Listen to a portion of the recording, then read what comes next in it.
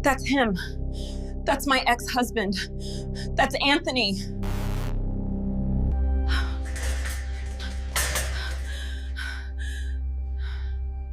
Excuse me. Not quite. Who is this? The person protecting what you think belongs to you.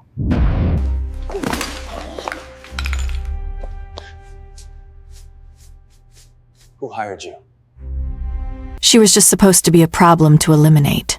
A janitor who'd triggered an alarm in his private office, who'd seen financial documents she shouldn't have seen. But when Jeong Ha-jun arrived to fire her, he found himself watching a terrified woman recognize her worst nightmare on his lobby cameras. An ex-husband who'd put her in the hospital. A trained soldier who'd tracked her across the world. And a 6-year-old girl sleeping in a supply closet because her mother had nowhere else safe to go.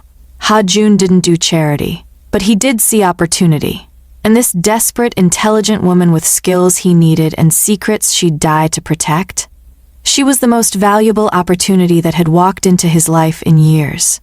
Jalea wiped down the glass conference table for the 3rd time that night, even though it was already spotless. Her hands moved on autopilot while her mind counted hours until morning. 6 more offices on this floor, then the executive suites. Then she could check on Keisha sleeping in the supply closet on the 19th floor. Her daughter had homework due tomorrow. They'd work on it during Jalea's lunch break at 2 in the morning. The building was quiet except for the hum of the air conditioning and the distant sound of Seoul traffic 23 floors below. Jalea preferred it this way. Night shifts meant fewer questions, fewer cameras, fewer chances for anyone to remember her face. She'd been invisible for 8 months now. 8 months since they'd landed at Incheon Airport with 2 suitcases and a prepaid phone with no contacts saved. She moved to the next office, pushing her cleaning cart quietly. The wheel squeaked once and she froze, listening. Nothing. Just her paranoia acting up again. "Excuse me." Jalea spun around so fast her cart nearly tipped over. A man stood in the hallway, hands in his pockets, watching her with the kind of stillness that made her skin prickle. She recognized him immediately. Jeong Ha-jun, owner of the building. Owner of half the buildings in Gangnam, if the other cleaners were right. He showed up maybe once a month, always late at night, always surrounded by men in dark clothes who looked like they'd never smiled in their lives. Tonight, he was alone. "Yes, sir," Jalea said, keeping her eyes down. "I'm sorry if I disturbed you. I can come back later. You're the night janitor. It wasn't a question." "Yes, sir. How long have you worked here?" Her heart started beating faster. 8 months, sir." He walked closer. Jalea's hands gripped the edge of her cart. She measured the distance to the stairwell. 12 feet. Too far if she needed to run and get Kaisha first. 3 nights ago, someone triggered the silent alarm in my private office, Ha-jun said. His voice was calm, almost pleasant. That made it worse. "The security footage shows you entering at 11:47 p.m. You were inside for 4 minutes. Jalea's mouth went dry. "Sir, the door was open. I was just cleaning. I didn't touch anything. I swear I didn't." "The door wasn't open. It was unlocked, which is different. And you did touch something. The filing cabinet. You saw papers inside before you closed it." She had seen them. Columns of numbers that didn't match the corporate tax documents she'd accidentally glimpsed on a manager's desk weeks earlier.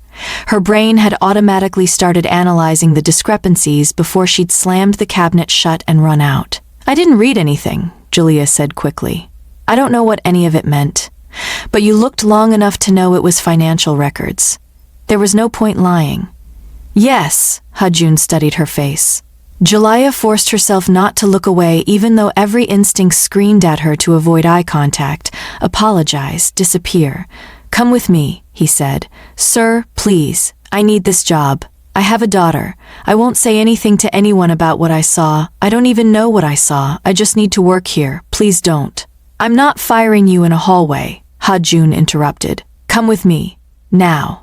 Jalea followed because she had no choice. They walked past the executive suites to a corner office she'd never been allowed to clean. Ha-jun unlocked it with a keycard and held the door open.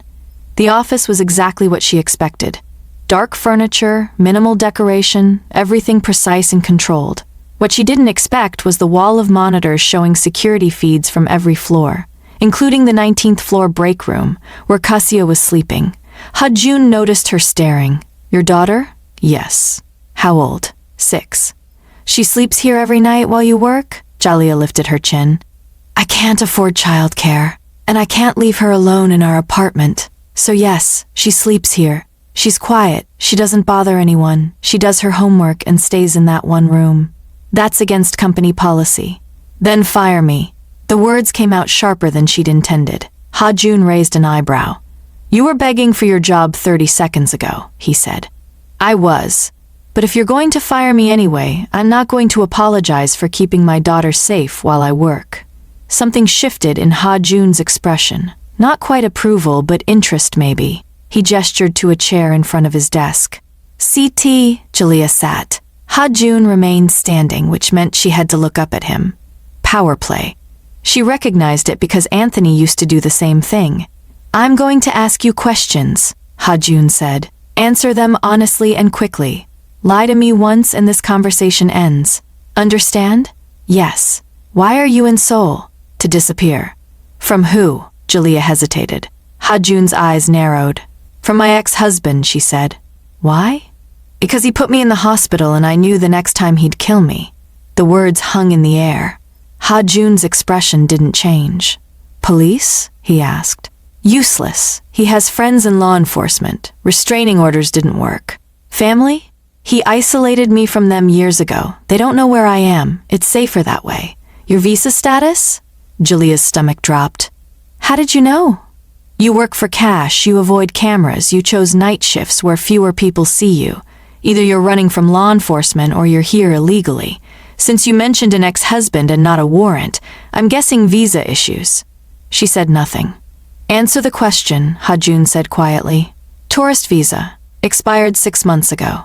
Why not apply for asylum? Paper trail. He'd find us.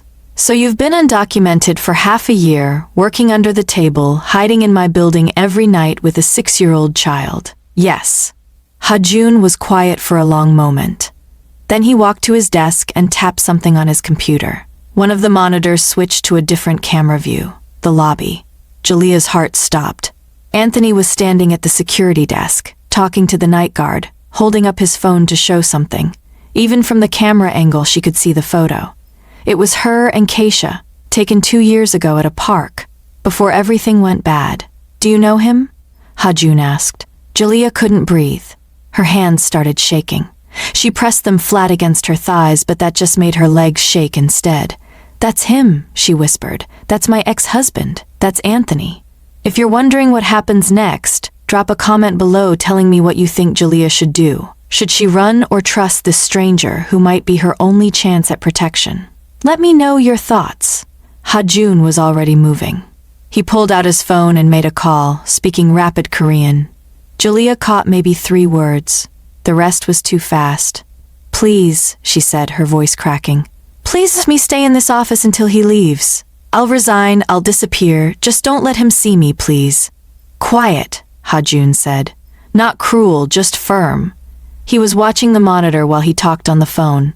On the screen, 2 men in security uniforms approached the desk. They spoke to Anthony, gestured toward the exit. Anthony's body language shifted. He was getting angry. Jalila stood up without meaning to, drawn toward the monitor like a moth to flame. She watched the security guards physically position themselves between Anthony and the elevators. One of them spoke into a radio. Anthony took a step back, hands raised in a gesture of peace. But his face was wrong. He was smiling. That smile meant he was planning something. He pulled out his phone and took a picture of the building entrance, the address numbers, the company logo on the wall. Then he turned and walked out. The lobby doors closed behind him. Jalila's knees gave out. She caught herself on the edge of Ha-jun's desk. He's gone, Ha-jun said, pocketing his phone. My security team escorted him off the property, but you're right to be scared. He'll come back. I know, Jalila whispered. He always comes back. I need to take Keisha and leave tonight. We can find somewhere else, maybe Busan, maybe. Stop talking. She stopped. Ha-jun sat down in his chair, studying her with the same analytical look he'd had earlier. You saw my financial records, he said. What did you understand from them? The question was so unexpected that Jaliyah answered automatically. They didn't match your corporate structure. The amounts were too large for the business activities listed, and the transfer patterns suggested layering. Layering? Money laundering, moving funds through multiple accounts to hide the source. She paused. I used to be a data analyst, before Anthony made me quit my job. What kind of data analyst? Defense contractor, financial fraud detection. Ha-Jun leaned back in his chair. So you're telling me you're a trained financial analyst, currently undocumented and desperate, who has already seen evidence of my illegal activities and correctly identified money laundering patterns. Jaliyah realized her mistake too late. I won't tell anyone. I don't even know anyone to tell. Please, I just need to get my daughter and go. Go where? He knows you're connected to this building now. He'll watch it. He'll follow you when you leave. How long before he finds where you live? I don't know, she said. Her voice was shaking again. I don't know, but I can't stay here and put you at risk or get you involved in my problems. You already involved me the moment you triggered that alarm, Ha-Jun said, and he involved himself by coming to my building asking questions. Now I have a choice to make. What choice? Whether you're an asset or a liability. The cold calculation in his voice should have terrified her. Instead, some desperate part of Jaliyah's brain recognized it. This was a man who thought strategically, who weighed options. That meant there was a chance, however small, that one of those options included helping her. What would make me an asset? She asked. Ha-Jun almost smiled. Almost. Smart question, he said. Here's my situation. I run multiple businesses, some legal, some not. I need someone who can analyze financial data, track money movement, identify risks and inefficiencies. Someone smart enough to understand complex operations, but desperate enough to stay loyal. Someone who can't go to the police because they have their own legal problems. You want me to work for you? Yes. Doing what exactly? Everything you just described, analyzing my books, all of them. Legal and illegal. You'd see everything, know everything. In exchange, I give you a new identity, legal work visa through one of my shell companies, an apartment in a building I own with actual security, and protection from your ex-husband. Jaliyah stared at him. Why would you do that for a janitor you were about to fire? I'm not doing it for a janitor. I'm doing it for a financial analyst who's already proven she has the skills I need and the motivation to stay quiet. You're desperate, you're intelligent, and you're trapped. That makes you perfect. And if I say no, then you're a liability who knows too much. I'll still help you leave the building safely tonight because I'm not a monster, but you'll be on your own after that, with him hunting you. It wasn't really a choice. Jaliyah looked at the monitor showing Keisha curled up on the break room couch, her backpack as a pillow, completely unaware that her mother was negotiating their future with a criminal. What guarantees do I have that you won't hurt us? She asked. None. But think about incentives. If I wanted to hurt you, I could have done it already. What I want is someone competent working for me. Hurting you makes you useless. Protecting you makes you loyal. You're asking me to trust a stranger. I'm asking you to make a calculated risk, which we both know you're good at, or you wouldn't have made it this far. He was right.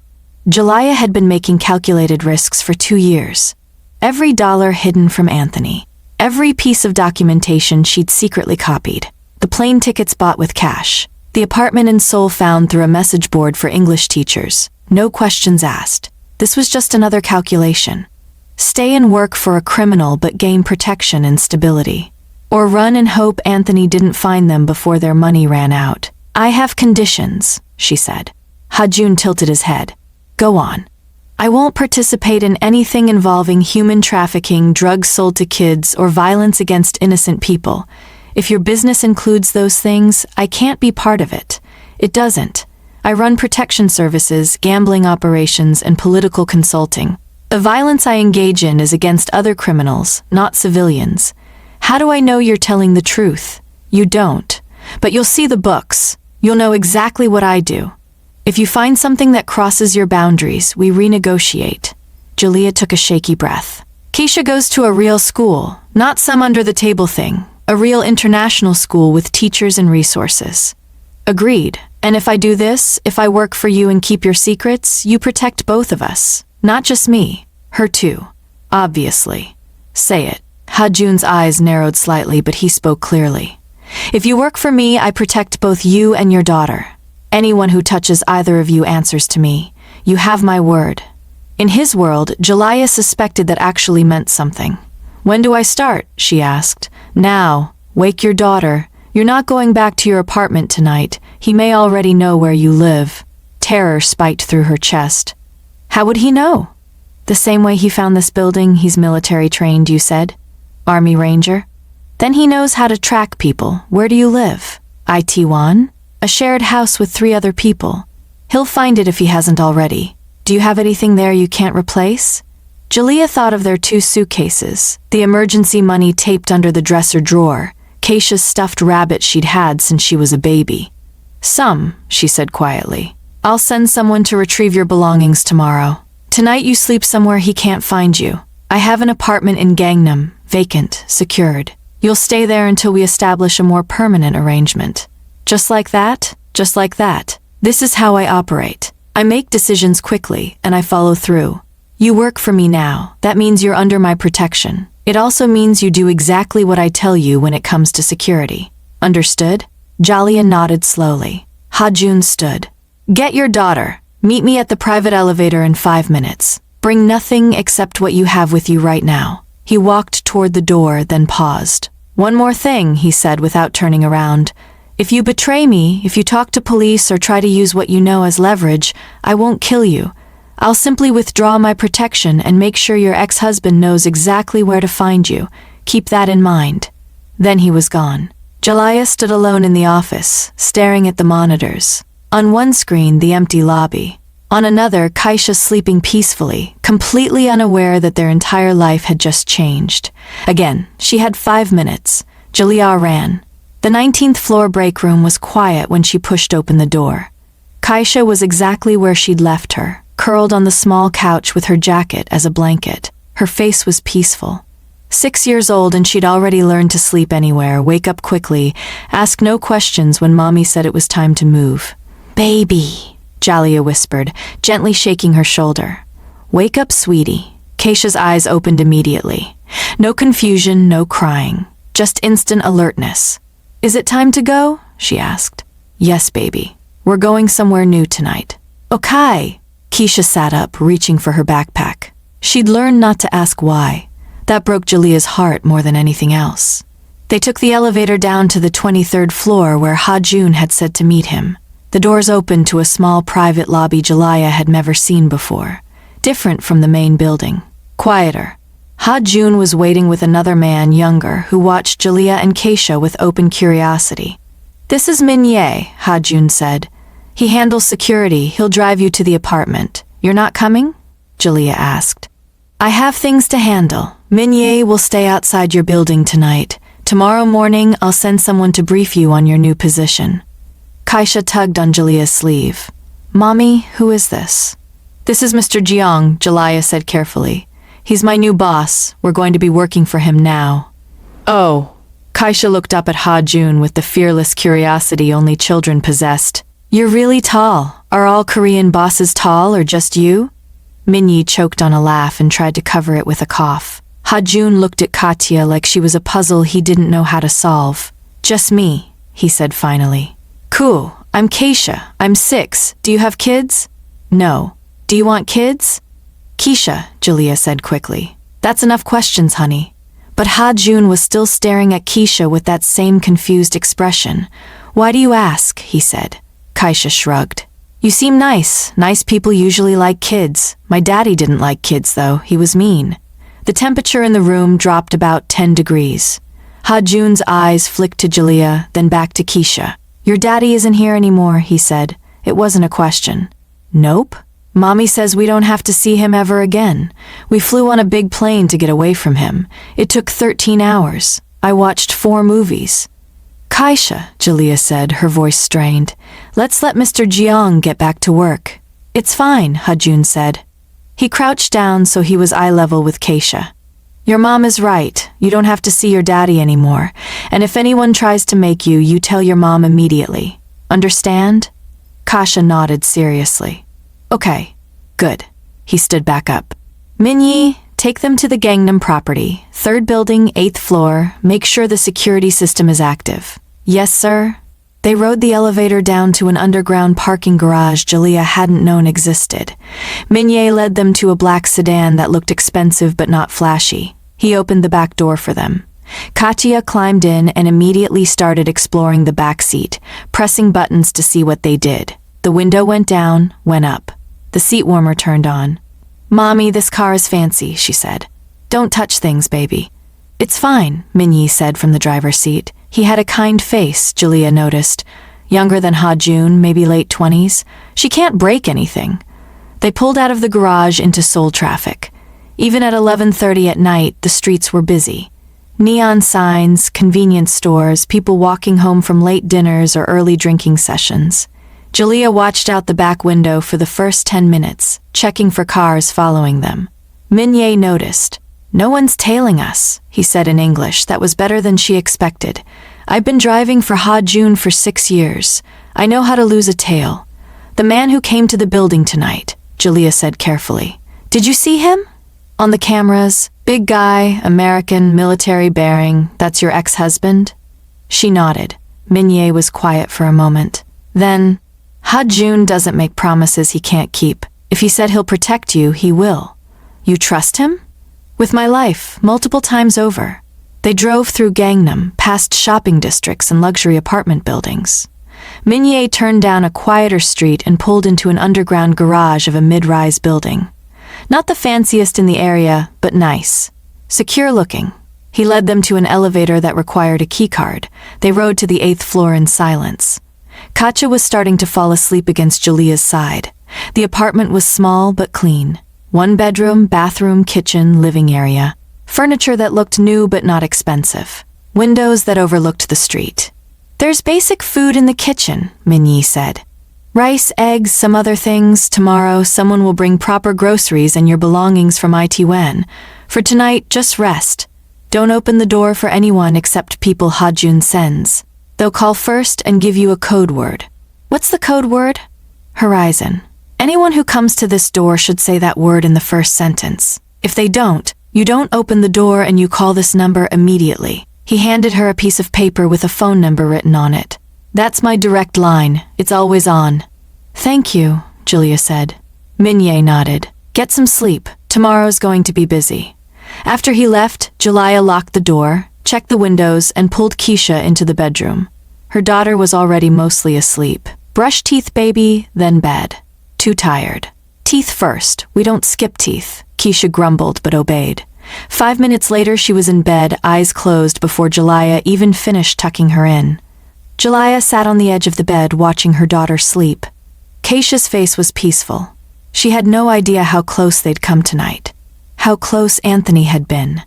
The reality of what she'd agreed to started sinking in. She'd just promised to work for a criminal, to analyze illegal financial operations, to see things that could get her killed if the wrong people found out. But Keisha was sleeping in a real bed, in a locked apartment with security downstairs. For the first time in 8 months, Jalea let herself cry.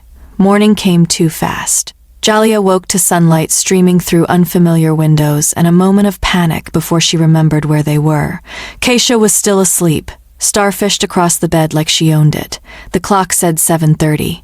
Jalea's phone buzzed. "Unknown number." "Hello?" she answered cautiously. "Miss Jalea, this is Mignet. Someone will arrive at your apartment in 30 minutes with breakfast and your belongings. From Itaewon. Code word is Horizon. After that, a car will pick you up at 9 to take you to Ha-Jun's office for orientation. What about Keisha? Bring her. Ha-Jun wants to discuss school arrangements." The line went dead. Jalea looked at her sleeping daughter and made a decision. Whatever came next, they'd face it together, just like always. 30 minutes later, exactly on time, someone knocked on the door. "Delivery for Miss Jalea," a woman's voice called through the door. "Horizon." Jalea opened the door to find a woman in her 40s holding 2 shopping bags and a small rolling suitcase. Behind her was a younger man carrying their 2 battered suitcases from Itaewon. "I'm Mrs. Kang," the woman said in careful English. "I work for Mr. Jeong. This is your belongings, yes?" Jalea recognized the suitcases immediately. "Yes, thank you." They brought everything inside. Mrs. Kang unpacked the shopping bags in the kitchen, explaining each item. Fresh fruit, milk, bread, eggs, rice, vegetables, instant noodles, snacks that made Keisha's eyes go wide when she wandered out of the bedroom. Are those honey butter chips? Keisha asked. You like? Mrs. Kang smiled. Very popular in Korea, you try. She opened the bag and handed one to Keisha, who crunched it carefully, then grinned. Mommy, these are really good. What do you say? Thank you, Mrs. Kang. You're welcome, little one. You eat breakfast now, then get ready. Car comes at 9 o'clock. After they left, Jalaiah checked their suitcases. Everything was there. Clothes, Keisha's stuffed rabbit, the emergency money she'd hidden, even their toothbrushes from the shared bathroom. Someone had been very thorough. She found Keisha's school uniform, the one from the small international program she'd been attending. It needed washing, but it would work for today. Baby, we need to get ready. We're meeting my new boss this morning. The really tall man? Yes. Is he nice? Jalaiah paused. Was Ha-Jun nice? No. But he'd kept his word so far, which was more than most people did. He's fair, she said finally. And he's helping us, so we're going to be polite and respectful, okay? Okay, Mummy. They ate breakfast quickly. Jalaiah showered and changed into the one professional outfit she owned, black pants and a white blouse she'd bought at a second-hand shop. It wasn't fancy, but it was clean and appropriate. At exactly 9 o'clock, her phone rang. Minye again. I'm downstairs. The car ride to Ha-Jun's office took 20 minutes. Keisha pressed her face against the window, watching Seoul wake up. Street vendors setting up food carts, students in uniforms heading to school, businessmen with briefcases walking fast. Is your new job in that big building from last night? Katia asked. Yes, baby. Are you still going to clean? No, I'm going to do computer work now, like I used to do before. Before Daddy?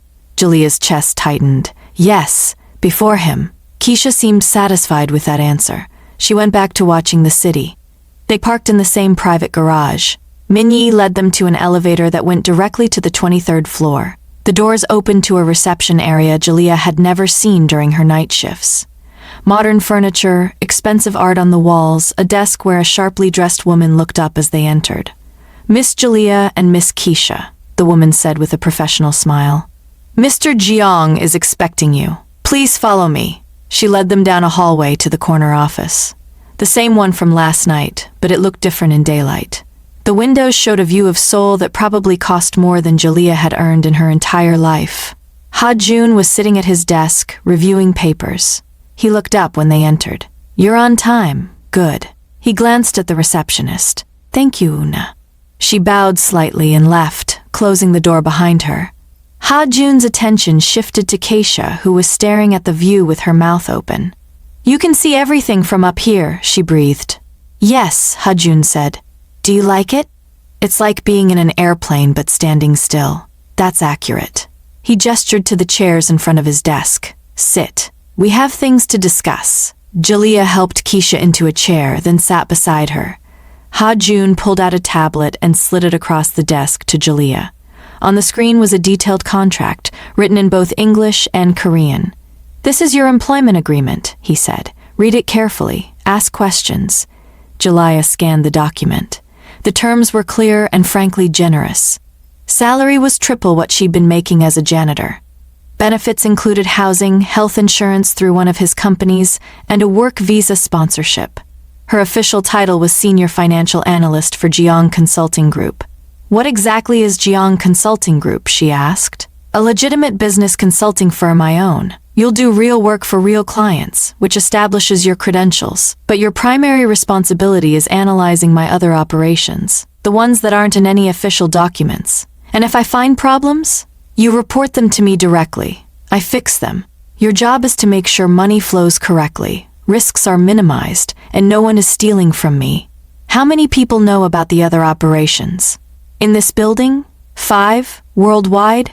Maybe 50. You'll be the only one who sees the complete financial picture. That's why the contract includes a very detailed non-disclosure agreement. Jalaiah read that section carefully. The penalties for breaking confidentiality were severe. Not just legal, but the kind that suggested Ha-Jun had ways of enforcing contracts that courts never saw. I need you to understand something, Ha-Jun said, his voice quiet but firm. Once you sign this, there's no going back to your old life. You'll know too much. You'll be too valuable. You leave my employment only when I say you can leave. Are we clear? You're saying I'm trapped. I'm saying you're committed. There's a difference. Kaisha tugged on Jalia's sleeve. Mommy, what's commitment mean? It means keeping a promise even when it's hard, Jalia said. Oh, like when you promised we'd be safe and we flew all the way here? Jalia's throat tightened. Yes, baby, exactly like that. She looked at Ha-Jun. If I sign this, you keep your promise too. You protect us, both of us, no matter what. I already gave you my word. This just makes it official. Jalia picked up the pen on his desk and signed. Ha-Jun took the tablet back, added his own signature digitally, then sent it somewhere with a few taps. Done! You start today, but first, schools. He pulled up something else on his computer, turned the monitor so Katya could see. This is Seoul International Academy, he said. They teach in English and Korean, good teachers, safe campus, students from many countries. Do you want to go to school here? Kaisha looked at the pictures of classrooms, playgrounds, smiling kids in uniforms. Do they have art class? She asked. Yes. And recess? Every day. Can I bring my rabbit? For show and tell, yes. Not every day. Kaisha considered this seriously. Okay, I'll go. Ha-Jun almost smiled. Almost. The admissions process normally takes months, he said to Jalia. You'll be enrolled by Monday. I know people on the board. Of course you do, Jalia muttered. This time he definitely almost smiled. Minyi will take Katya to the employee lounge. There's a television, games, snacks. You and I have work to do. I don't want to leave Mommy, Katya said immediately. Jalia started to reassure her, but Ha-Jun spoke first. Your mother will be 3 doors down that hallway. Minyi will stay with you the entire time. If you need her, he'll bring you immediately. Is that acceptable? Katya looked at Jalia, who nodded. Okay, Katya said quietly. Minyi appeared as if summoned. Probably was, knowing Ha-Jun. Miss Keisha, do you like cartoons? Minyi asked. Some of them. We have Korean cartoons. Very funny. I'll show you my favorite. Kaisha took his hand and left without looking back. Jalia's heart clenched watching her go, but she forced herself to stay seated. Ha-Jun waited until the door closed. She adapts quickly, he observed. She's had to. That's not a criticism. It's useful. Children who can adapt survive better. He stood and walked to a large cabinet against the wall. When he opened it, Jalia saw filing cabinets, a safe, and several external hard drives. This is everything, Ha-Jun said. Financial records for all my operations, legal and otherwise. You'll have access to all of it. Your job is to create a comprehensive analysis of money flow, identify vulnerabilities, and recommend improvements. How long do I have? As long as it takes to do it right. But I want preliminary findings in 2 weeks. Jalia stood and joined him at the cabinet. He handed her one of the hard drives. Start with this. My gambling operations, 14 locations across Seoul, Busan, and Jeju. I think someone's skimming profits, but I can't prove it. Do you suspect anyone specific? 3 people. I'll give you their names. But don't limit your investigation to them. If it's someone else, I want to know. And when I find out who it is? You tell me. I handle it. How? Ha-Jun looked at her directly. Do you really want to know? Jalia thought about that. Did she? Would knowing make her complicit? Or was she already complicit the moment she signed that contract? No, she said finally. I don't want to know. I just want to make sure I'm not accidentally helping you hurt someone who doesn't deserve it. The people who work for me know the rules. Stealing is a choice. Choices have consequences. No one I punish is innocent. It wasn't comforting exactly, but it was clear. I'll need a computer office space and access to your accounting staff for questions, Jalia said. Already arranged. The office next to mine is yours. Computer, software, everything you need. My accountant will meet with you this afternoon. Her name is Leah Gai Wu. She's worked for me for 8 years, and she knows which questions not to ask. He handed her a keycard. This gives you access to this floor, your apartment building, and the secure file room downstairs. Don't lose it. Don't let anyone else use it. Understood. One more thing. Ha-Jun walked back to his desk and picked up a phone. Not a smartphone, an old-style flip phone. This is for emergencies only. It has 3 numbers programmed. Mine, Minyi's, and my head of security. If anything happens, if you see your ex-husband, if you feel unsafe, you call immediately. Don't hesitate. Don't try to handle it yourself. Call. He handed it to her. Their fingers brushed and Jaliyah felt a strange jolt. Not attraction exactly, but awareness. This man held her life in his hands now. He could protect her or destroy her with equal ease. "Thank you," she said quietly. "Don't thank me. Just do good work." Her office was smaller than his, but still nicer than anywhere she'd worked before. Desk, computer with 3 monitors, filing cabinets, a small couch, window with a view. Someone had even put a coffee maker on the side table. Jaliyah sat down at her desk and plugged in the hard drive Ha-Jun had given her. The files opened and she saw spreadsheets, transaction records, employee lists, everything organized but complex. This was going to take hours just to understand the structure. She cracked her knuckles and got to work. 3 hours later, Jaliyah's eyes were burning, but she'd made progress. The gambling operations were sophisticated, money moving through multiple accounts, some legitimate businesses, some shell companies. Whoever set this up knew what they were doing, but there were patterns. Small discrepancies that appeared every 2 weeks, always on Thursdays, always from the Gangnam location. Amounts that were just large enough to notice if you were looking but small enough to blend in if you weren't. Someone was definitely skimming. A knock on her door interrupted her focus. "Come in." Minye entered with Katya, who was carrying a plate of food. "Lunchtime," Minye announced. "Keisha helped me order from the cafeteria downstairs." "You have a cafeteria?" Keisha said excitedly. "With bibimbap and everything. Minye taught me how to say it right. Bibimbap." "That's perfect, baby," Jaliyah said, accepting the plate. Korean rice bowl with vegetables and a fried egg on top. Her stomach growled, reminding her she'd barely eaten breakfast. "Did you have fun?" she asked Keisha. "Yes. We watched cartoons and Minye taught me some Korean words. How do you say thank you again?" "Gamsahamnida," Minye supplied. "Gamsahamnida," Kasha repeated carefully. "That's hard." "You'll learn," Minye said. "You're smart. Have you ever had to start completely over in a new place? Drop a like if you're rooting for Jaliyah and Keisha to finally find safety. And stick around because things are about to get way more complicated. Jaliyah was halfway through her lunch when Ha-Jun appeared in her doorway. "Find anything?" he asked. "Maybe. I need more time to confirm, but there's a pattern in the Gangnam location. Every 2 weeks, Thursdays, small amounts missing from the daily counts." "How small?" "Between 200,000 and 500,000 won each time. Small enough that it looks like normal variance in a cash business. But consistent enough to be deliberate." "Exactly." Ha-Jun's expression didn't change, but something cold flickered in his eyes. "Who has access to those counts?" "According to your records, 3 managers rotate shifts. I need to cross-reference their schedules with the dates money went missing."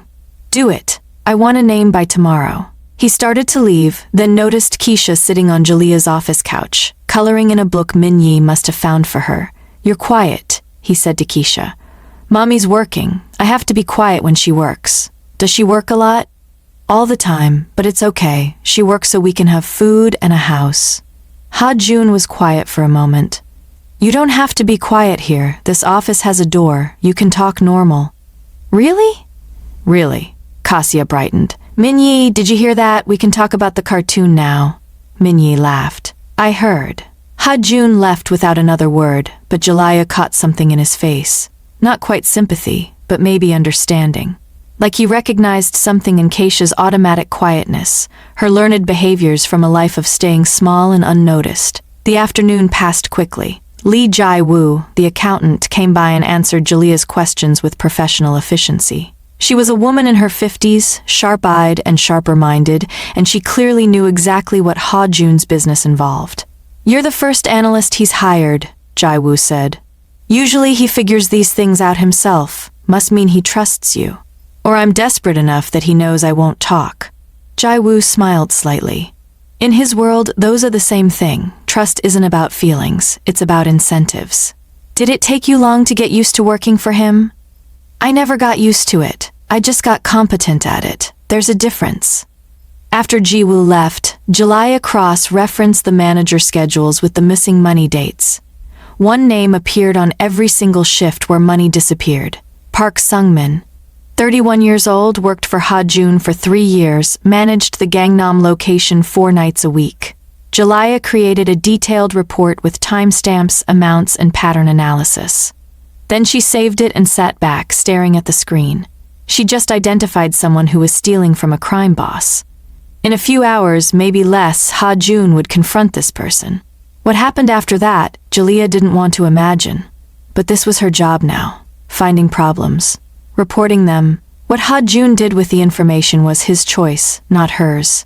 She had to believe that or she couldn't do this. At 6 o'clock, Min-ye knocked on her door again.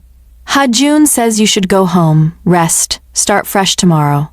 I need to give him my report first.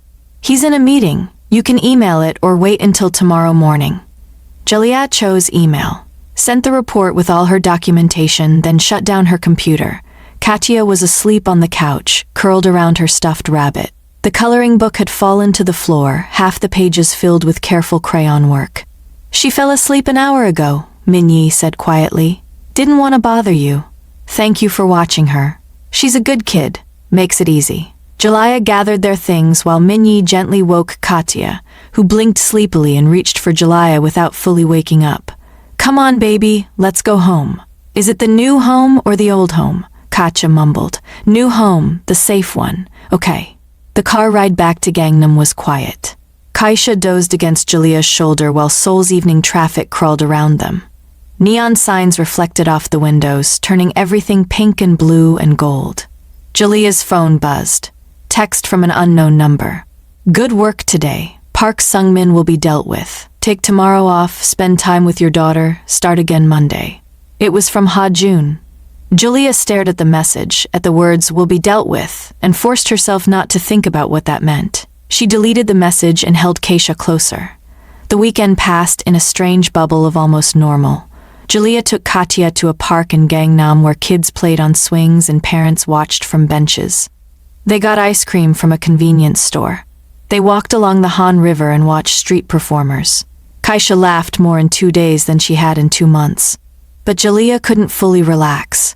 She kept scanning faces in crowds looking for Anthony, kept her phone in her pocket, finger on the emergency speed dial.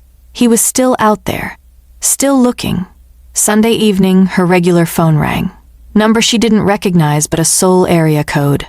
Hello? Miss Jalaya, this is Yuna from Mr. Jeong's office. I'm calling to confirm Keisha's enrollment at Seoul International Academy. Classes begin tomorrow at 8:30. A driver will pick you both up at 7:45. Tomorrow? That's very fast.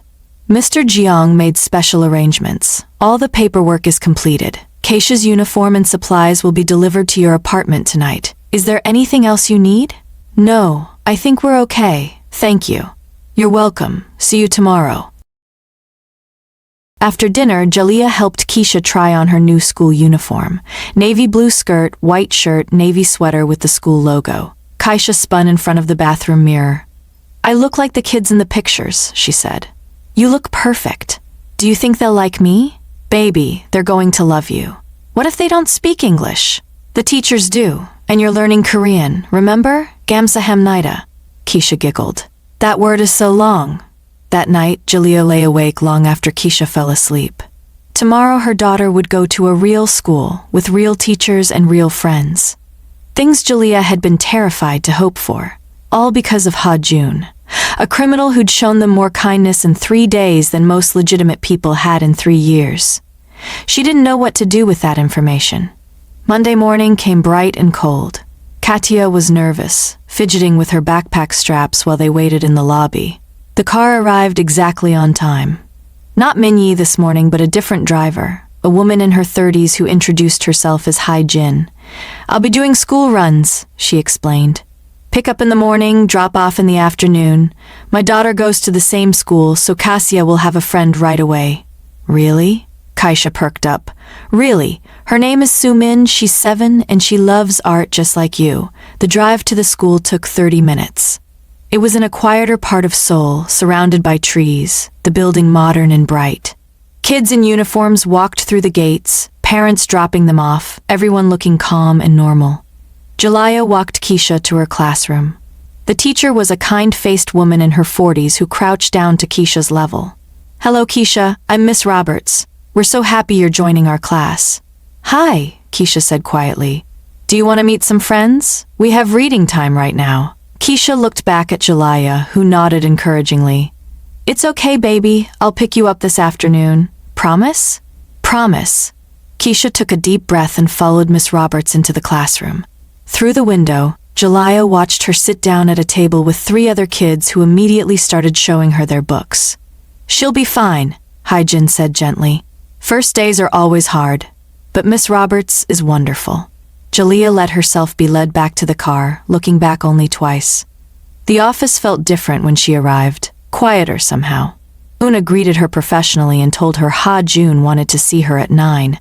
Jalaya spent the hour until then organizing her office, reviewing her notes, preparing questions for her next investigation. At exactly 9, she knocked on Ha-Jun's door. Come in. He was at his desk as always, but today there was a tablet in front of him showing security footage. Jalaya recognized the Gangnam gambling location. Park Sung-min confessed, Ha-Jun said without preamble. He'd been stealing for 6 months. Gambling debts. He thought I wouldn't notice because the amounts were small. What happened to him? He's alive, if that's what you're asking. But he no longer works for me, and he left Seoul this morning with very clear instructions never to return. Jalaya felt her shoulders relax slightly. You thought I killed him, Ha-Jun observed. I didn't know. I don't kill people for stealing, not unless they steal enough to threaten my operations or unless they work with my enemies. Park was just stupid and desperate, so I gave him a choice. Leave Seoul and never come back, or face consequences. He chose wisely. That's almost merciful. It's practical. Dead bodies create problems. Scared former employees create examples. He closed the tablet and focused on her fully. How was Keisha's first morning? The question surprised her. Good, I think. Nervous, but the teacher seems nice. Seoul International has excellent security. 2 guards at the gates, all visitors must check in. Students can only leave with pre-approved adults. I've added you, me, and 4 of my security staff to Keisha's approved list. Why would you be on her list? Because if something happens and you can't get to her, I can. You'd pick up my daughter from school? Ha-Jun's expression didn't change. If necessary, she's under my protection. That means all scenarios. Jalaya didn't know what to say to that. The idea of Ha-Jun, crime boss, picking up a 6-year-old from school was so absurd and yet somehow completely in character. Your next assignment, Ha-Jun continued, sliding a folder across his desk. Protection operations in Itaewon. 6 businesses pay for security services. 2 stopped paying last month, claimed my people weren't providing adequate protection. I want to know if they're lying or if my people are slacking. How do I investigate that? Carefully. Visit the businesses, talk to owners, review incident reports. Figure out the truth. Will I be safe going to Itaewon? That's where Anthony saw me before. You won't go alone. Minyi will accompany you, along with another security officer. And you'll go during business hours when the area is crowded. He's less likely to make a move in public. Less likely isn't impossible. Nothing is impossible, but we minimize risk. That's all anyone can do. He was right, annoyingly. Jalaya took the folder and stood to leave. One more thing, Ha-Jun said. There's a company dinner Wednesday night. My senior staff, some business partners. You should attend. Why? Because you're senior staff now. People need to see you, know you work for me, understand you're under my protection. Appearance matters in my world. I don't have anything appropriate to wear to a fancy dinner. Mrs. Kang will take you shopping tomorrow. Buy what you need, business expense. I can't just spend your money on clothes. It's not my money, it's the company's money, and if you're representing my company, you dress appropriately. This isn't charity, it's business. Everything with him was business. Clear transactions, defined expectations. Jalaya found that strangely comforting. Okay, she said. Wednesday night, I'll be there. Good. Bring Keisha. Some of my people have children, they can play while we handle business. You want me to bring my 6-year-old to a crime boss dinner party? I want you to bring your daughter to a business dinner where she'll be safe and supervised while you do your job. How you label it is your choice. Jalaya left his office shaking her head. The next 2 days blurred together. Site visits to Itaewon with Minyi and another guard, a serious man named T Yang who barely spoke but watched everything. Interviews with business owners who were polite but clearly nervous talking to anyone associated with Ha-jun.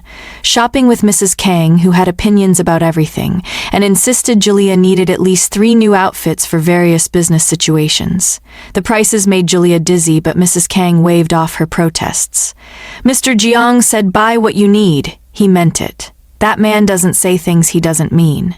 Afternoons with Katya, who came home from school full of stories about her new friend Sumin and Miss Roberts in art class and Korean words she was learning. Her daughter was blooming, smiling more, sleeping better, actually acting like a kid instead of a tiny adult. It made everything worth it. Wednesday evening arrived faster than Julia expected. She dressed carefully in one of her new outfits, black dress that was professional but elegant, low heels.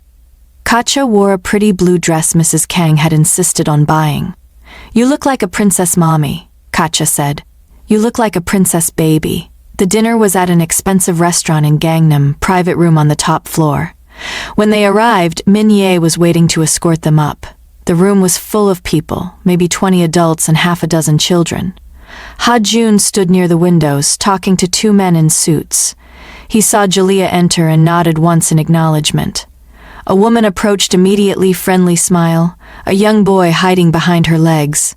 "You must be Jalia. I'm Park, my son. I do legal work for Mr. Jiang. This is my son Junho, he's 5. "Nice to meet you. This is my daughter Keisha." Junho peeked out from behind his mother. Hi, Keisha said. "Do you like coloring?" "Yes." "Me too. Want to see what I drew at school today?" Just like that, they were friends. My son directed them to a corner where the other children were playing with toys and coloring books, supervised by a woman who my son explained was a professional nanny hired for the evening. "First rule of Ha-jun's dinners," my son said quietly. "Kids are safe and entertained so parents can focus." He's surprisingly thoughtful about that. "Does he have kids?" Jalia asked. "No, but he understands that his people do, and happy employees are loyal employees. Everything was strategy with him. Even kindness." The dinner itself was overwhelming. Course after course of Korean food, some Julia recognized, most she didn't. People introduced themselves, asked polite questions about her background. She stuck to the cover story, financial analyst from the States, needed a change, lucky to find work with Jiang Consulting. No one asked difficult questions.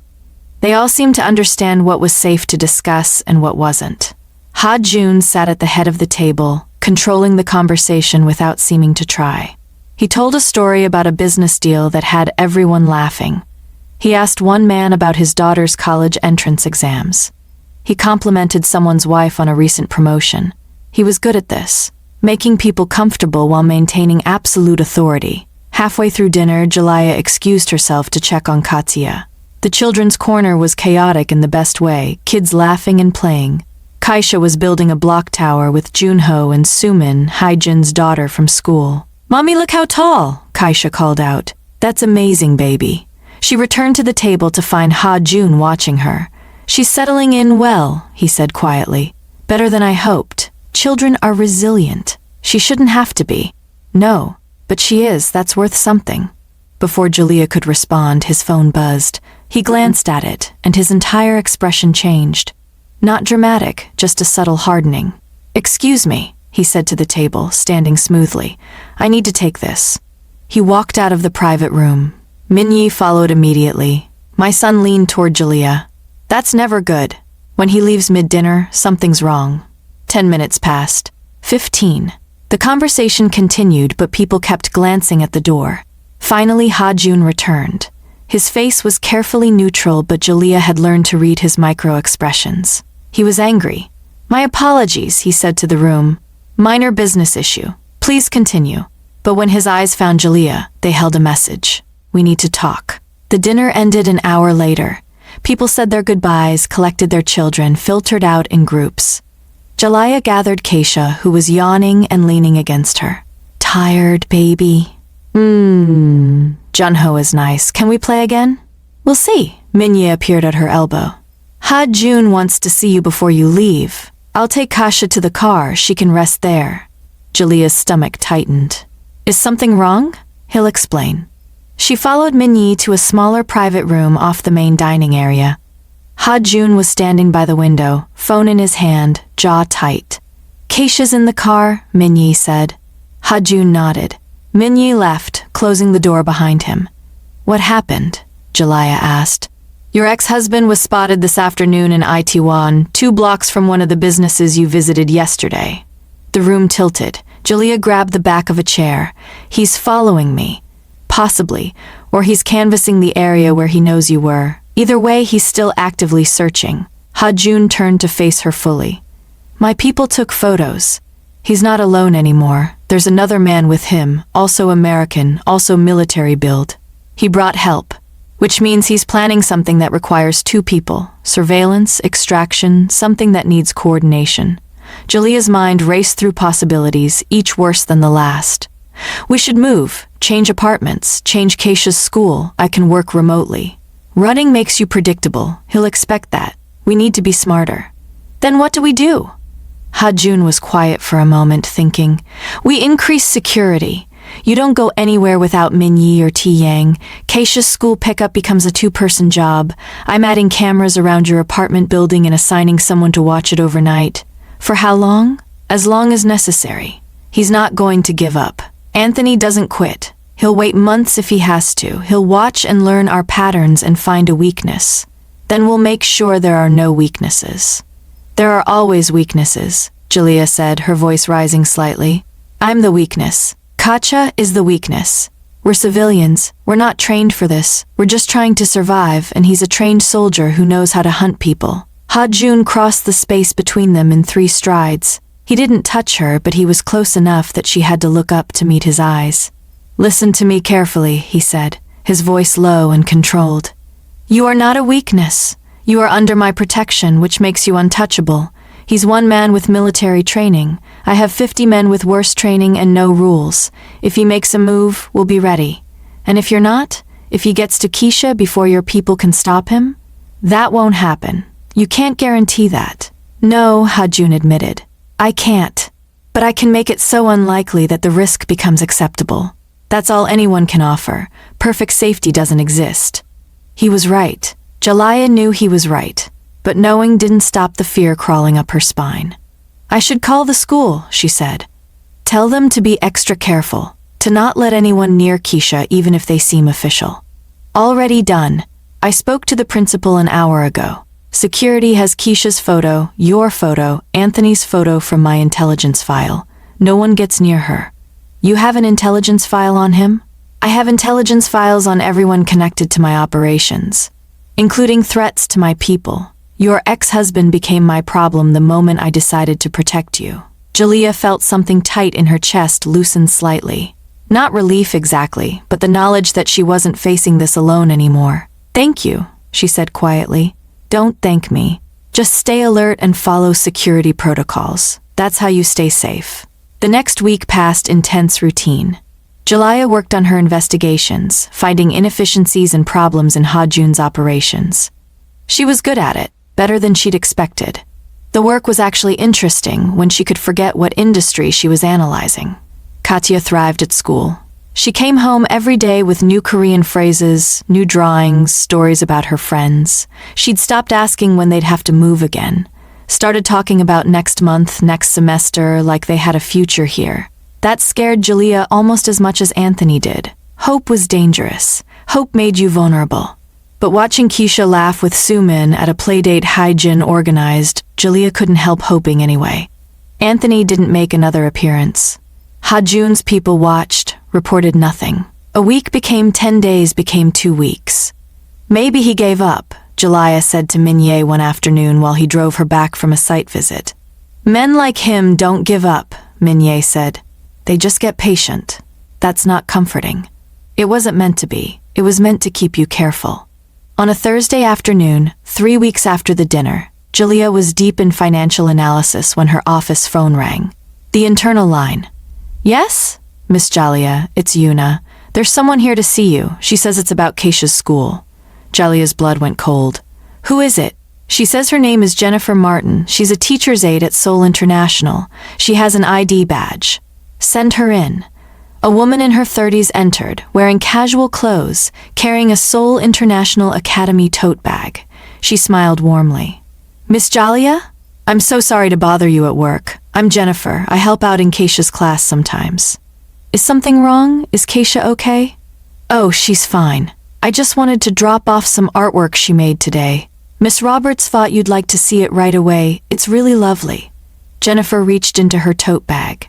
Every instinct Jalia had developed over 3 years of running screamed at once. Stop, Jalia said. Don't move.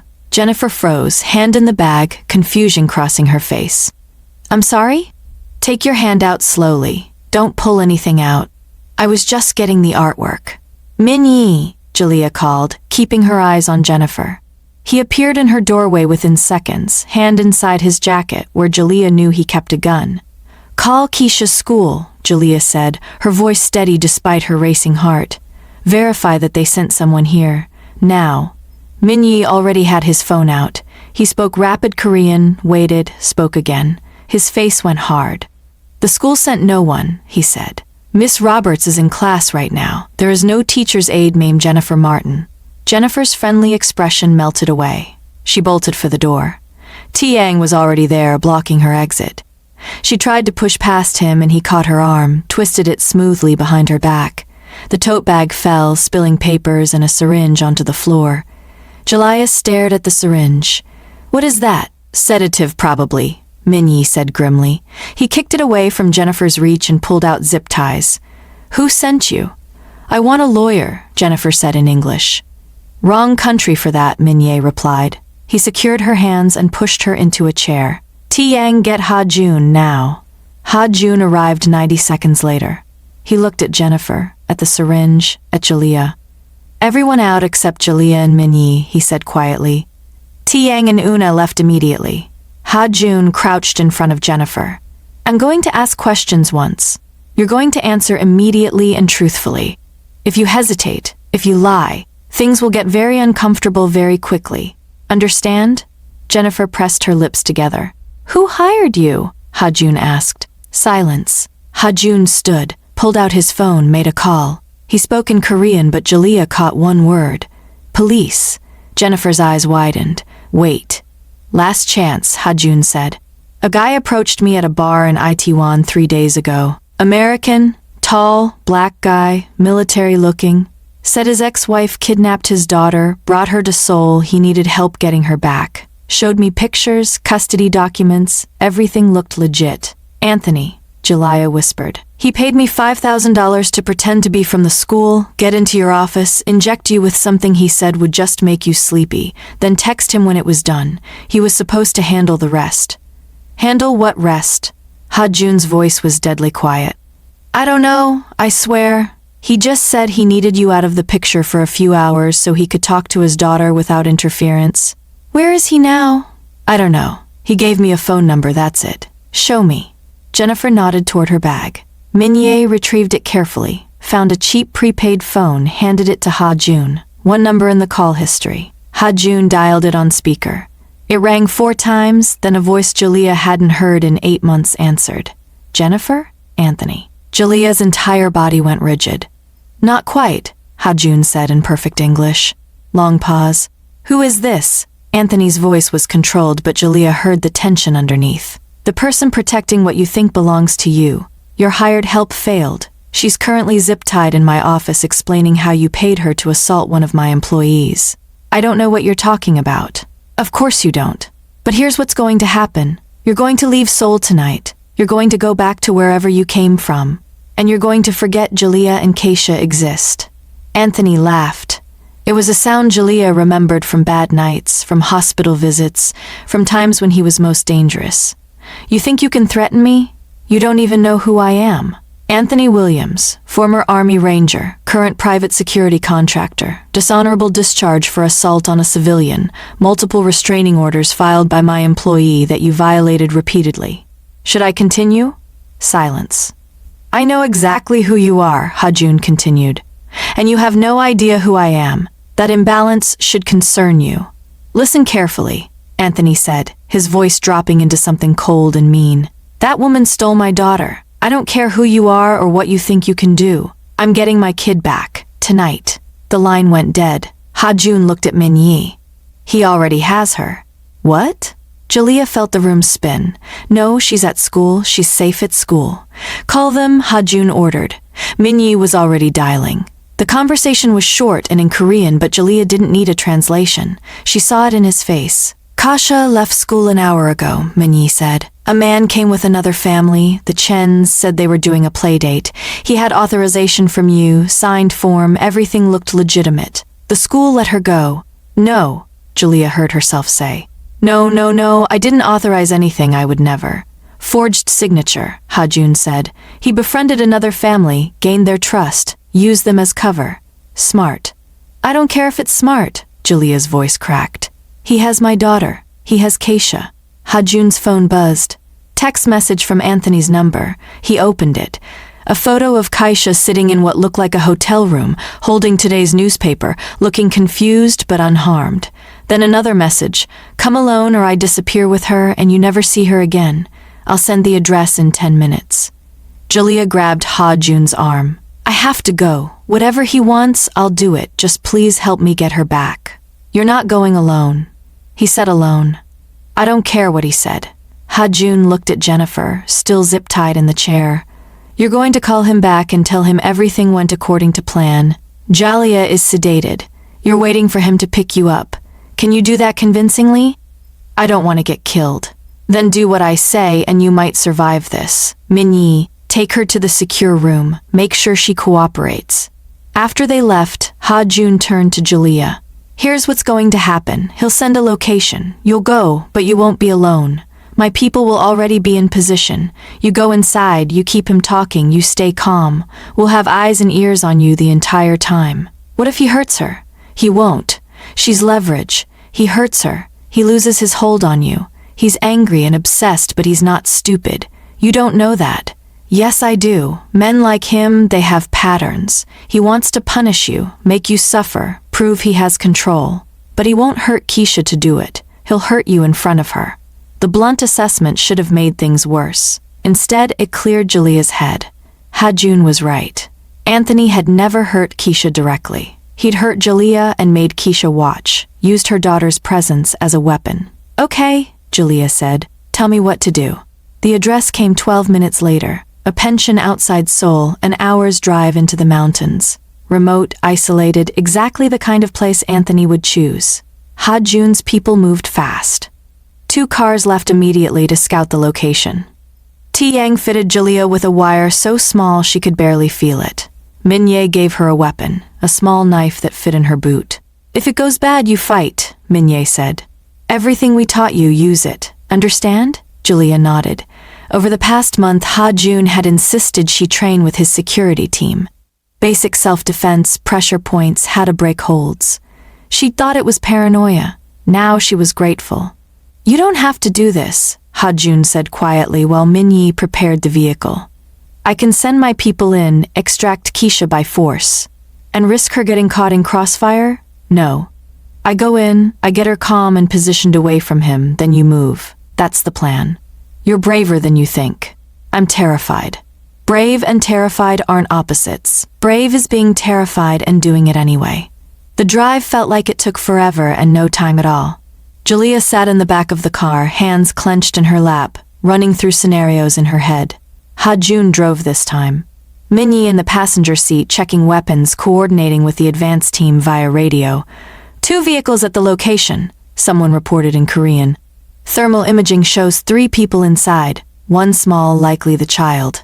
3 people. Anthony, the friend he'd brought, and Keisha. They parked a quarter mile away, hidden by trees.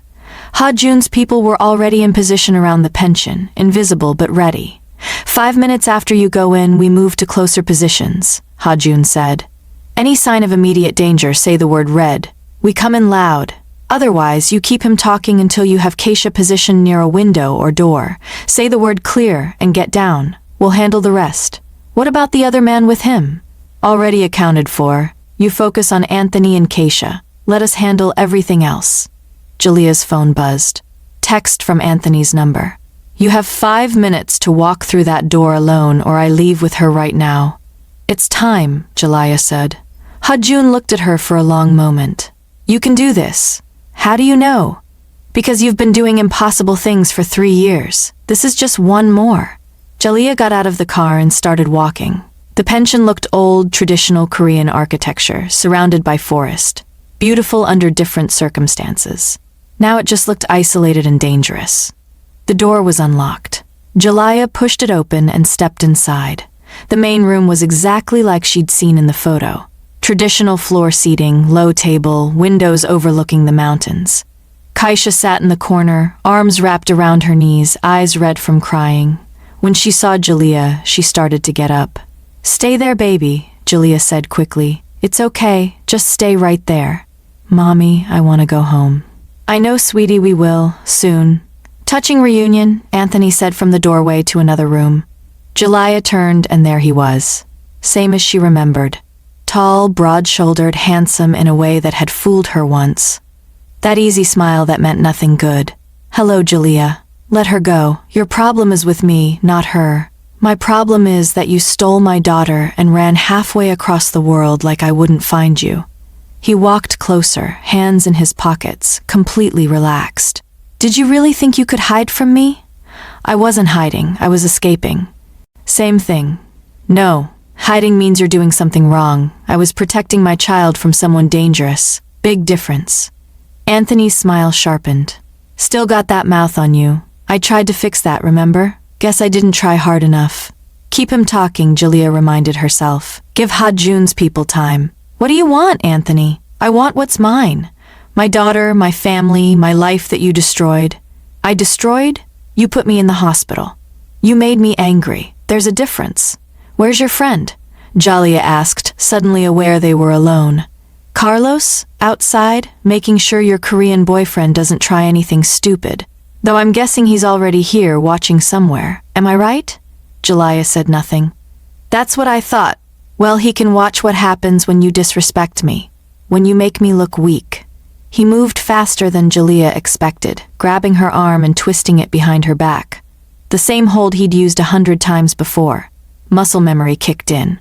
But this time, instead of freezing, Jalia used what Minyi had taught her. She stepped into the turn instead of away, used Anthony's momentum against him, brought her elbow up hard into his ribs. He grunted, surprised, his grip loosening. Jalia broke free and put herself between Anthony and Kaisha. "Don't touch me," she said clearly. Anthony's eyes widened, then narrowed. "You've been learning tricks." "I've been learning how to protect myself." "From a crime boss? That's who you chose to protect you? You traded me for a Korean gangster?" "I traded you for someone who keeps his word and doesn't use his fists to win arguments."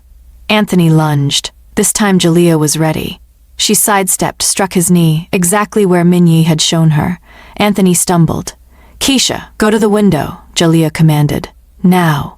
Keisha scrambled up and ran to the window overlooking the front of the pension. "Clear position." "Clear," Jalia said loudly. She dropped to the floor, covering her head. The next 30 seconds were chaos. Windows shattered. Doors burst open. Men in dark clothes flooded the room. Jalia heard shouting in Korean, heard Anthony curse, heard a scuffle and then silence. Then Ha-Jun's voice, calm and controlled. "Jalia, you're safe. Stay down." She lifted her head.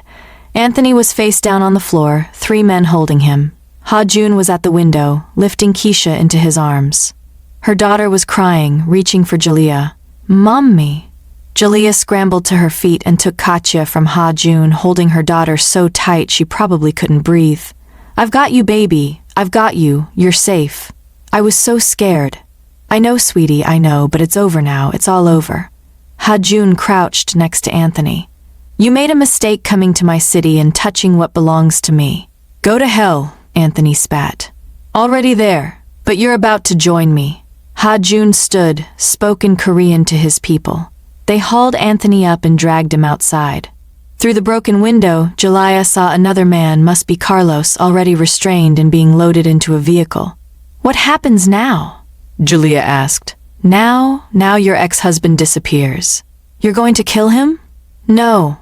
Killing creates problems.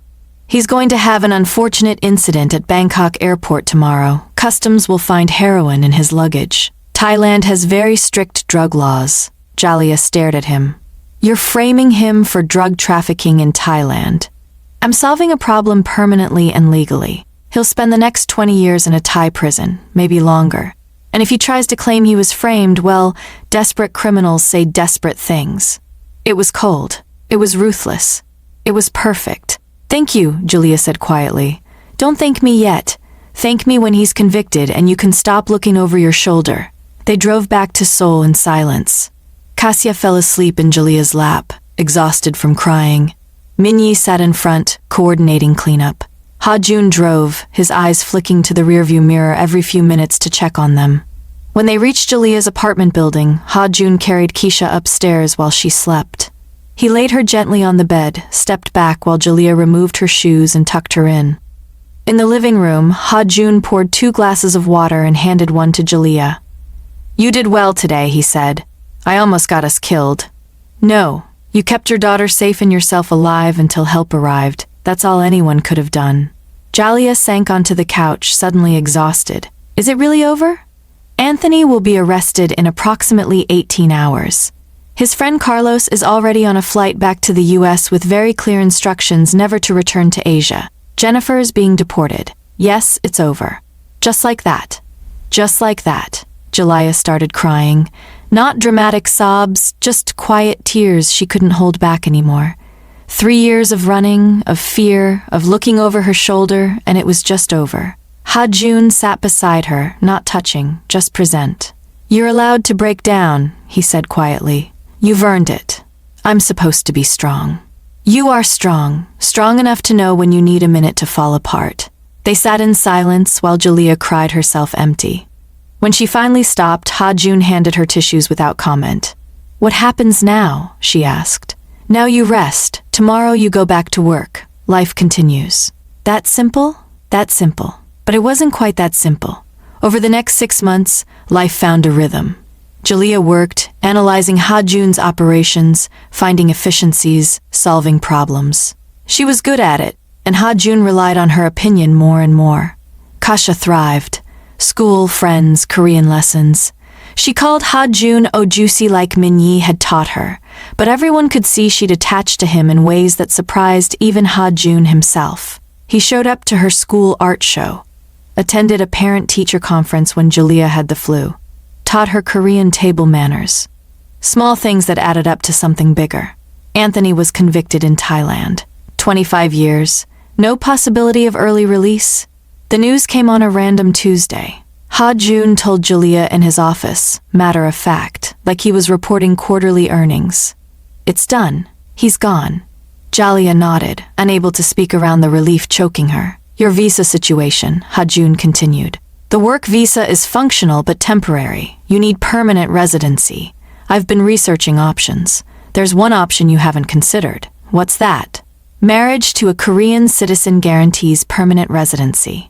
It also eliminates any questions about your legal status or your transition from janitor to analyst. Julia looked at him carefully. Are you proposing? I'm presenting a logical solution to a practical problem. That's the least romantic proposal I've ever heard.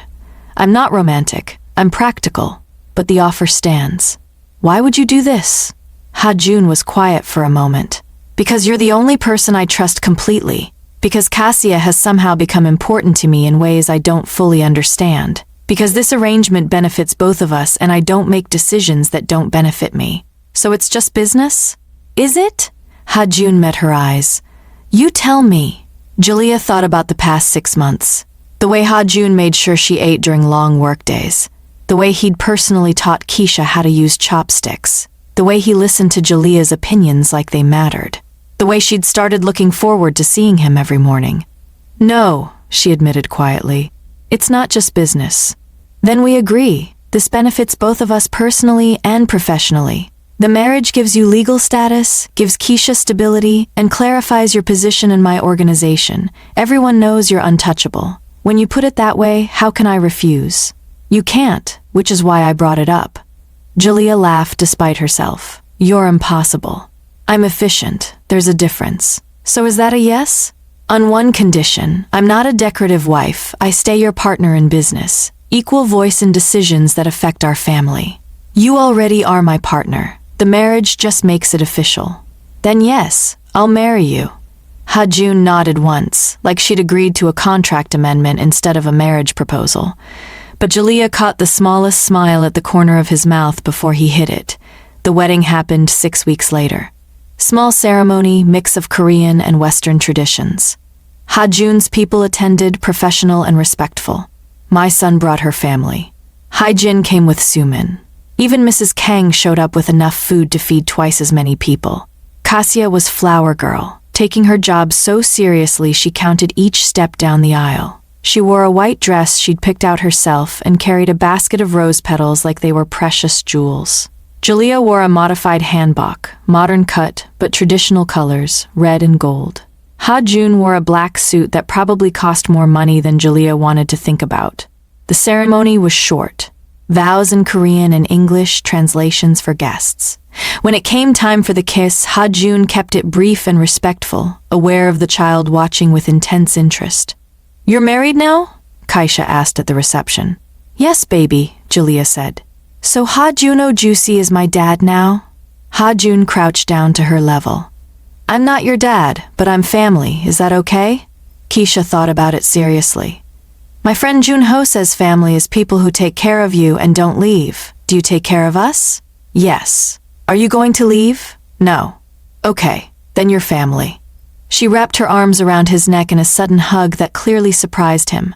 Ha-Jun's hands hovered awkwardly for a second before he returned the embrace, one hand patting her back carefully. Over Keisha's head, his eyes met Jaliyah's. She smiled. He almost smiled back. The reception continued around them, people laughing and eating and celebrating. Jaliyah watched Ha-Jun interact with his people, watched Keisha play with the other children, watched this strange new life they'd built together. A year ago, she'd been cleaning offices at night and sleeping in supply closets. Now she was married to a crime boss, working as his right hand, raising her daughter in safety and stability. It shouldn't work, but somehow it did.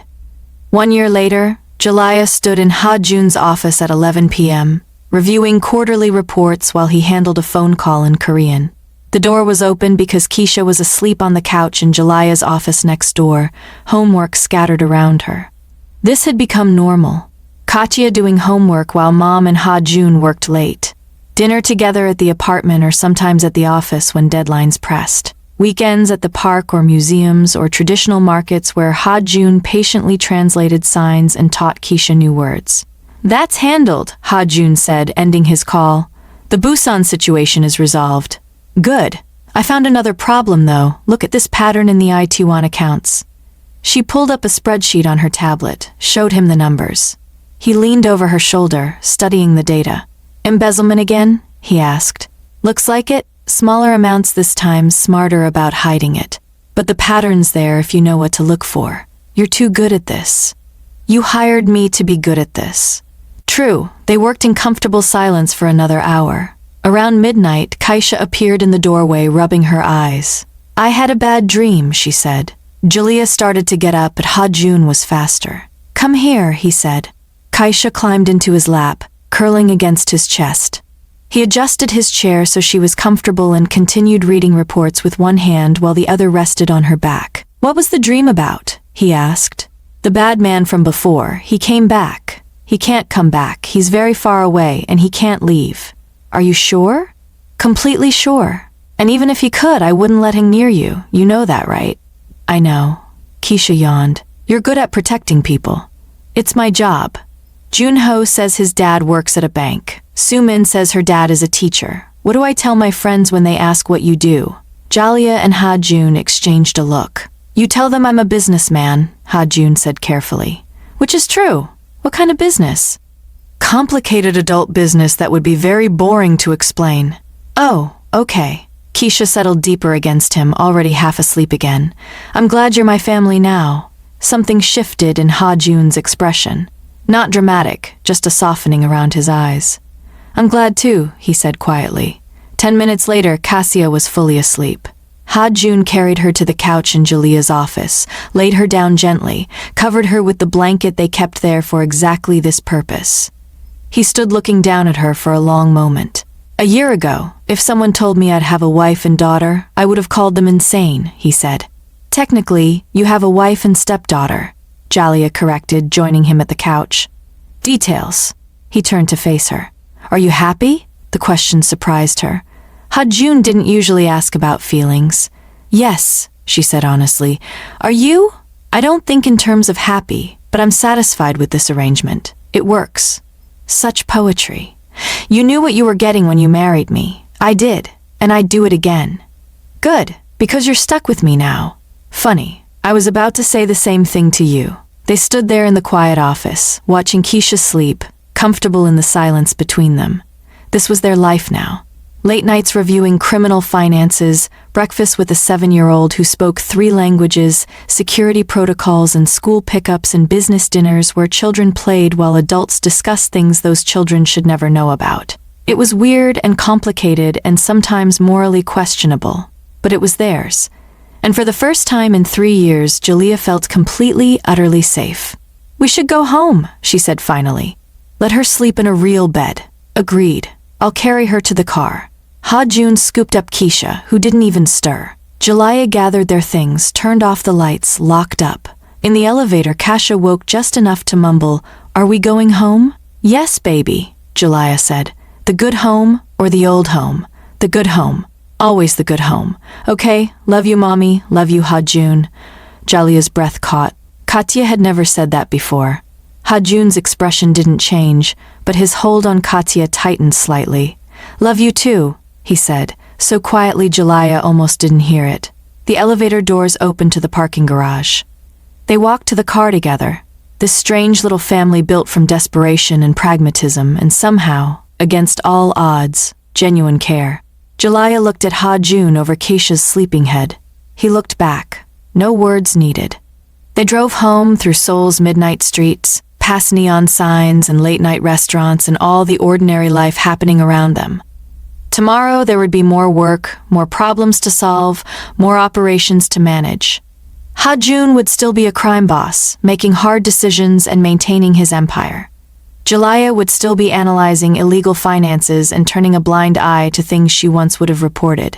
But tonight they were just a family going home. And that was enough. If this story touched your heart, hit that subscribe button and drop a comment telling me which moment made you feel the most. Did you root for Jaliyah from the beginning? Did Ha-jun surprise you? Let me know your thoughts below. And remember, sometimes the most unexpected people become the family we need. Thanks for listening, and I'll see you in the next story.